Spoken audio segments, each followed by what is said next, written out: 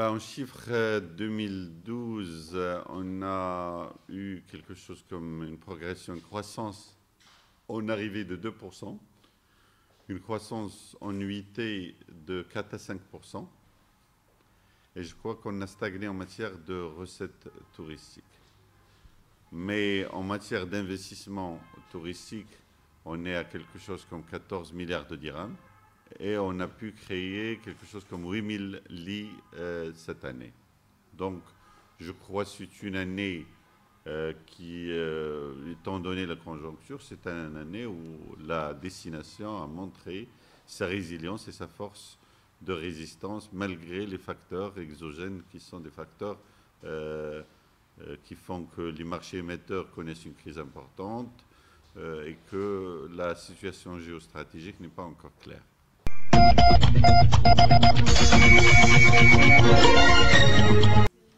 Je crois qu'il faut qu'on travaille beaucoup plus sur la qualité de l'accueil, la qualité de nos villes, la qualité des taxis, la qualité des bazaristes, de guidage, la qualité dans nos hôtels, la qualité de service. Tout ça, c'est un chantier sur lequel on est en train de travailler avec les professionnels, avec les départements concernés. Le deuxième défi qui se pose, c'est celui de l'aérien, sur lequel on est également en train de travailler pour trouver des solutions idoines, pour qu'on ait beaucoup plus de dessertes aériennes sur la destination. Je crois que le troisième volet qui est important, c'est la dynamisation des associations professionnelles. Comme ça, elles jouent un rôle beaucoup plus important, que ce soit au niveau de la fédération, la FNT, ou que ce soit au niveau des différentes fédérations, que ce soit des guides ou autres, pour qu'elles jouent un rôle beaucoup plus de force de proposition et de partenaire du ministère dans l'action qu'il met.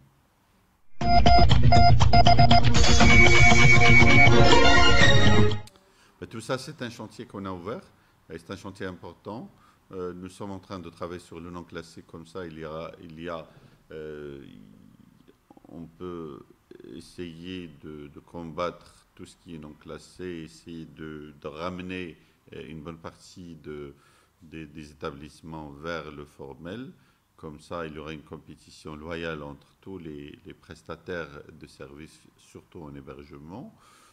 Pour tout ce qui est informel, nous sommes en train de faire l'inventaire, mais également de réfléchir quel est le mécanisme juridique important pour que on intéresse les gens qui ont des appartements et des villas qu'ils veulent les louer, mais de les faire dans le cadre légal. Comme ça, on sait qui ils sont également. On travaille un peu avec eux pour améliorer les qualités de leurs prestations et pour que ça soit quelque chose que l'État connaît, avec bien sûr des incentives, que ce soit au niveau fiscal ou autre.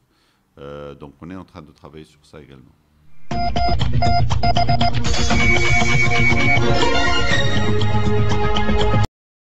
Premièrement, la destination n'est pas une destination touchée par le fléau du tourisme sexuel. 99,99% de nos touristes sont des touristes qui viennent pour nos villes, pour nos plages, etc. S'il y a des phénomènes isolés de pédophilie ou autres qui existent, la loi, elle est là.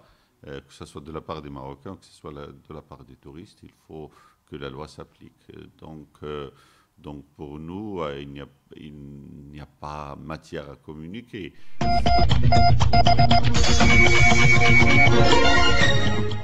Mais nous, s'il y a